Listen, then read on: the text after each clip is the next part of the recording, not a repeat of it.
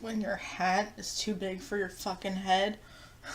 Hi guys, my name is Lacey of Spooky Lips and Fat Hips, and welcome back to my YouTube channel. Today I'm going to be doing like a little mini review and swatches of the new festival palette from Juvia's place. So if I'm uploading in the order that I'm filming, you guys would have already have seen my ColourPop haul, and the reason that I bring that haul up is because, like ColourPop, I always order Juvia's Place palettes the second that they're available. I own every single one they've ever created. I just don't own any of their brushes, their cheek palettes, and I don't plan on buying their liquid lipsticks just yet. I did, of course, buy the festival palette, and that is because, like ColourPop, Juvia's Place is in like my top 5 favorite eyeshadow formulas of all time. I wouldn't say they're my favorite of all time, but they're very up there. And also, like ColourPop, I find them to be very affordable, which makes it very, like, guiltless of me to collect them and have them all. Plus, they're so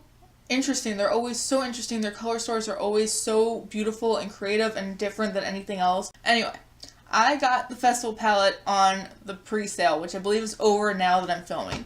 It should be officially launching in February. I'm not exactly sure. Let me look it up real quick. Hi guys, my name is Lacey. God! I'm like watching my own YouTube videos as I film this. See, the more I film, the more comfortable I get, and the more you guys see what a piece of crap that I can be. Okay, so I got this on the pre-order. Like I said, it's officially available February 15th. This palette along with 2 liquid lipsticks. So opening the palette up, it looks like this. It is so amazing. I have used it before giving this review, so I'm not an idiot. It's actually, I know I wear glasses, but it's the eyeshadow that's on my eyes today. I feel like I'm channeling my high school self with this eye look because when I was in high school, most days I did a true scene kid black raccoon eye with black eyeshadow, but sometimes if I was feeling really saucy that day, I would throw a red in there. So having the reds and the hot pinks and stuff in my eyes just feels so My Chemical Romance, crying over boys that I probably met once. Very high school. Back to the palette. I'm just gonna say outright that if you like these colors, it's totally worth buying. And that's really going to be summing up this whole video, but stick with me. First of all, Juvia's Place metallics, which there are 4 metallics in a 9-pan eyeshadow palette. So before I get into that, breaking down price wise. So normally any 9-pan palette from Juvia's Place that has come out so far has been $21.50. There are numerous affiliate codes floating out in the world. I don't own one. I am nobody. Maybe one day I'll get a code from Juvia's Place. That would be freaking awesome.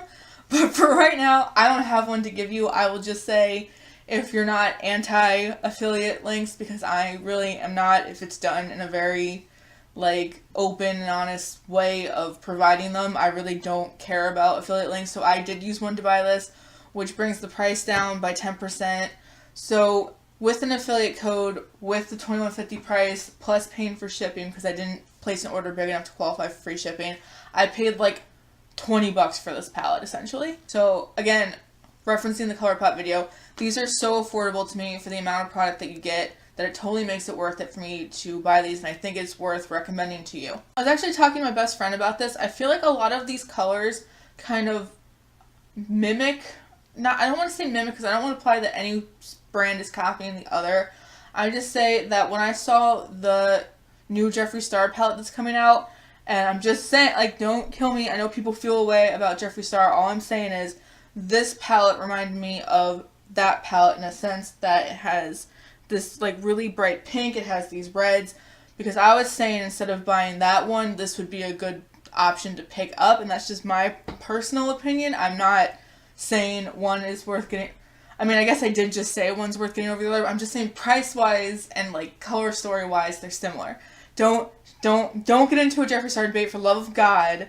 Please don't get into Jeffree Star debate in my comments. I'm going to make a video about that one day, believe me. For the time being, all I'm saying is, for Valentine's Day, it has the red and it has the pinks, and I get that. I always love Juvia's Place color stories because to me they always make perfect sense. And I know a lot of people look at them and don't know what the hell to do. So I'm going to try to explain in this one what I would do with this, what I plan on doing with this palette. So like ColourPop shadows, I tend to use Juvia's Place shadows all at once, so I will break out like all of their palettes and just take from every palette that I want. This palette specifically, you could easily, and I'm not going to say shade names in this video because I'm not going to butcher a language or insult a culture by whitely pronouncing all of these things.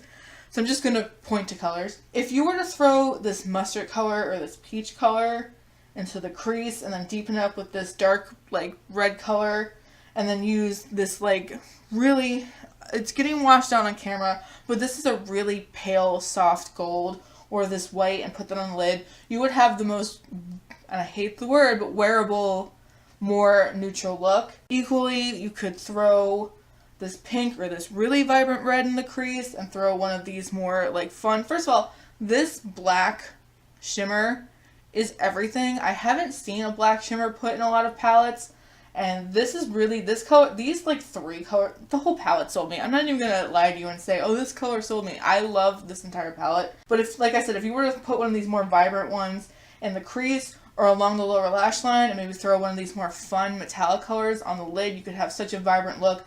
Obviously, you can pair them all together, which is what I did. I feel like I used the wrong brushes for this look because I noticed using synthetic brushes, all of my colors were kind of muddying together. But when I reached for a natural hair bristle brush, everything kind of was more distinct. So I'm going to play around with this more, and you'll definitely hear my thoughts more on Instagram. There's so much you can do with this.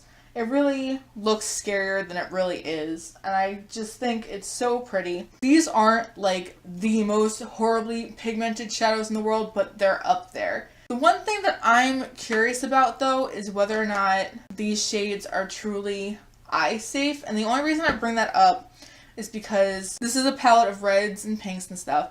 Those are shades that are typically require either harsh dyes that require that not for the immediate eye use label, or carmine, which is like an insect derived color. And I didn't see carmine on the ingredients list, which I'm hoping that means that this palette's vegan, that it is cruelty free. I only shop cruelty free. So that's the only thing is I'm going to see when I take my makeup off how my eyes look, if there's any stain or anything like that. And again, the only reason I bring that up is because red and pink shadows tend to have that problem. They tend to have those deep, rich dyes that aren't eye safe, but really they're just not good for the most sensitive eyes, and I don't really have sensitive eyes, so I don't mind it. Yeah, there's not a lot more for me to say. They're not, like I said, they're not the most pigmented shadows, but they are still very pigmented. You can easily build them up so they're incredibly pigmented. You can wet your brush and get literally the color you see in the pan on your lid. The mustard shade is the only one that was a little disappointing to me, and I only say that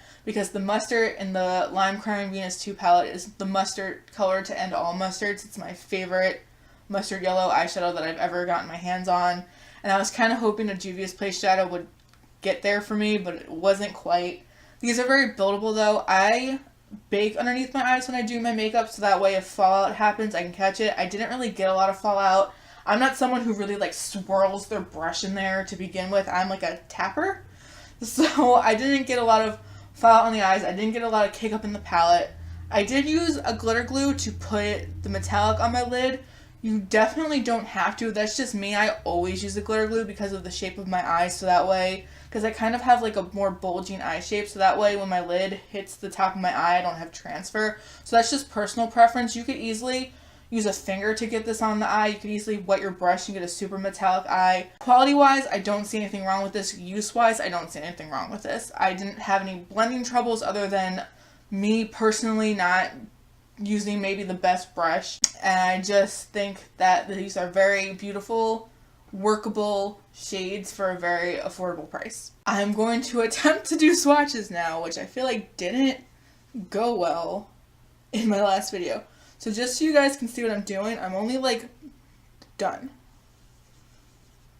And like swatches don't tell you how a shadow is going to perform. It can give you a little bit of an idea based on the texture and the consistency, but unless you're like really into eyeshadow and you're really using so many eyeshadows from so many different brands to a point where you could detect those differences in a swatch it really isn't going to tell you how it's going to perform on the eyes. Okay, so just to prove my point, I just realized that you couldn't see where I was swatching on my arm. It's very hard to tell, but it did leave behind staining when I wiped it away. So I'm going to be swatching on the outside of my arm so you can see it. So just know, that's what I was trying to bring up before. I feel like because these are so pigmented, they might stain the eyes. And that's the only like caveat that I was going to bring up about these. So once again, 1, 1, 1.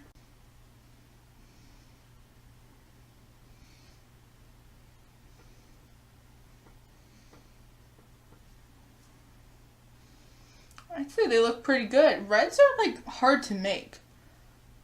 So these aren't swatching bad to me. 1, 1, and 1.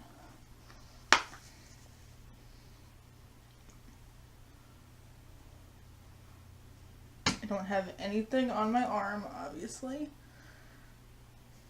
I don't know if you can tell what I was talking about with this yellow mustard, whatever you want to call it. It's just not, I was so hoping for more. To me, it is the one disappointing color in this palette. It's not disappointing to the point where I'm not going to use it.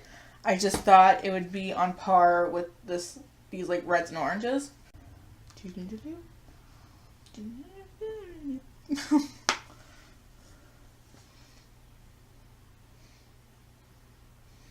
That black is everything! Okay, this is probably a terrible swatch operation. I'm sorry. I will improve. I do like these though. I really don't have much criticisms. I think their foil formula, especially metallic, whatever you want to call it, is like the most unbeatable metallic formula on the face of this planet. They always just look so stunning. Every time I wear Juvia's Place eyeshadows, this is not an exaggeration, every time I wear Juvia's Place eyeshadows, at least one person stops me to ask me what's on my eyes. Again, I don't know if you can see what I'm talking about, but it does leave staining behind, so I don't know if there are pigments or not in this palette. And the only reason why I'm bringing it up so much is if you remember the Urban Decay Electrics palette, that palette had to have a warning label on it that it wasn't safe for the immediate eye area, and I don't see a warning like that on this palette. I don't know. Just if you have sensitive eyes, be aware that bright, ridiculous reds, I'm pointing to a swatch that's not there. If you have sensitive eyes, just be very aware that reds and pinks can make your eye sensitive if you have sensitive eyes. It can irritate your eyes if you have sensitive eyes, is what I'm trying to say. But yeah, other than that, I don't find this to be different quality than any other Juvia's Place shadows. I don't find this to be any better or worse. It's very on par with everything I've gotten from them so far. Would I recommend it? Abso-fucking-lutely. I would recommend pretty much every Juvia's Place palette. I could just be a little biased, but I don't see how I could be biased because I try a lot of eyeshadows and these are the ones that I tend to like. I've said 100 times, I'm someone who likes vivid eyes, who likes colorful eyes, that likes to be bright and loud in your face. If you're not that person, if you don't want to get the color in the pan the second you swipe your brush, then maybe you wouldn't like this, but I can't recommend this enough. I can't speak highly of this enough. I love it. And that's everything. Those are all my thoughts on the new Juvia's Place Festival palette. I think it's a beautiful palette. I think if you already own Juvia's Place shadows, you like them, you use them, then you know what to expect with this. It's not disappointing in any way. It's exactly what I expected in a very good way.